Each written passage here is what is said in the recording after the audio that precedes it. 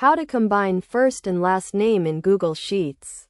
To combine first and last name in Google Sheets, you will need to use a formula that concatenates the two names. Start by selecting the cell where you want the combined name to appear.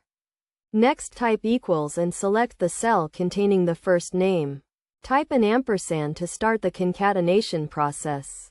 You can add a space between the first and last name by typing a quotation mark, a space, and another quotation mark. Then select the cell containing the last name and close the formula with a parenthesis.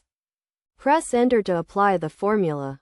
The combined name will appear in the selected cell. You can also use the concatenate function to achieve the same result.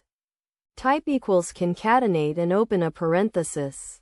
Select the cell containing the first name, type a comma, a space, and select the cell containing the last name. Close the parenthesis and press Enter.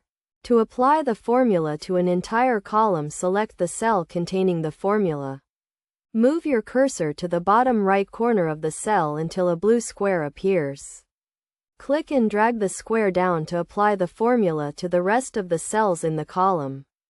Best practice is to use headers in your sheet to identify the first and last name columns. This makes it easier to select the correct cells when creating the formula.